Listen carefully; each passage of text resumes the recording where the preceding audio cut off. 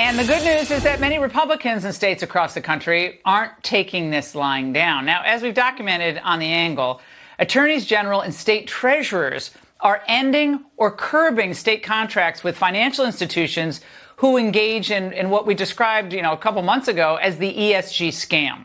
Now, of course, the New York Times sees this activism by the governors and the attorneys general as wrong-headed. It's dangerous. Writing a piece today titled, "How Republicans Are Weaponizing Public Office Against Climate Action."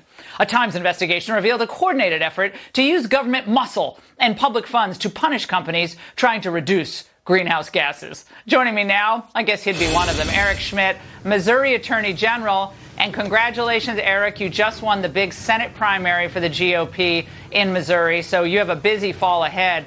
But you've taken on so many of these companies, including just this week, this probe you announced against Morningstar, the rating agency. Why are these moves so important for the folks out there watching who don't know what ESG even means?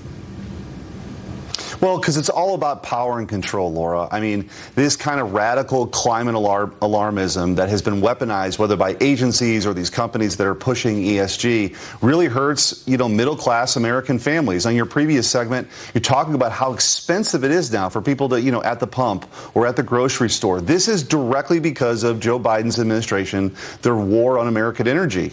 And meanwhile, you've got him going to Saudi Arabia and begging for oil, sending strategic petroleum reserves to China. This stuff is nuts. People in this country want to be energy independent. It's a national security issue. It's a supply issue that will lower the costs. And so, the New York Times could complain all they want, but this is federalism. This is the system that our founders set up to make sure we could push back against these agencies and these branches of government that are trying to seize more and more power and control. And we've got to push back. And I think that's what's on the line here. And you look and see what's happening in Washington, Laura.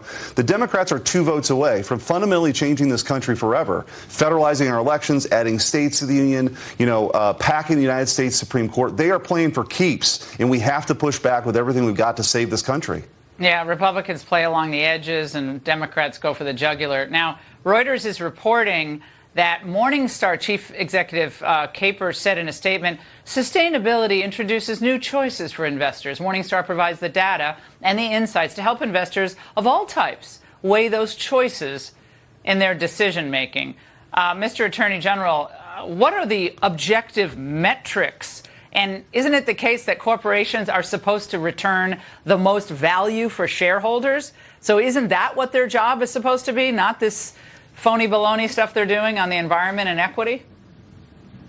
Absolutely, because that is, you look at state pensions, for example, they're supposed to, those fiduciaries are supposed to get the best return, not, supply their woke ideologies and try to make themselves feel good by virtue signaling.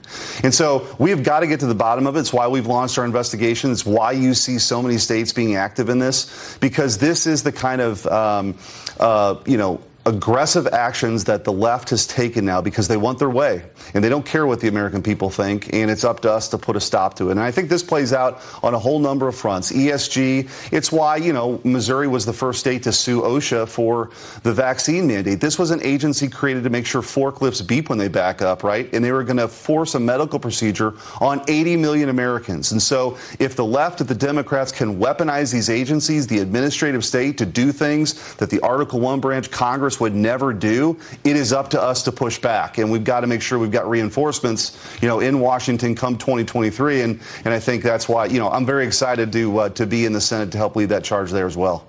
Well, your opponent on the Democrat side in the Senate race, Trudy Bush Valentine, has something on her website. She says we need to transition from fossil fuels to renewables, sources like the solar power and her own ranch in Missouri uses. Well, it's easy for her to say, Eric, right? Because she has all that Anheuser-Busch money, right? That's a lot of dough. I guess the solar works. Well, look, really well I said in my acceptance speech, I grew up in a working class neighborhood, actually at Grant's Farm in the summer when I was in college, giving tours and taking out the trash, which is where she grew up. And we need more of that in Washington. So I don't come from billions. I come from Bridgeton, which is my hometown, and we're going to fight for working class families. And I think you're going to see that as a stark contrast in this race. Somebody who's completely out of touch with Missourians versus somebody that's actually led the fight on their behalf against these powerful interests. And I'm not going to stop when I get to the Senate.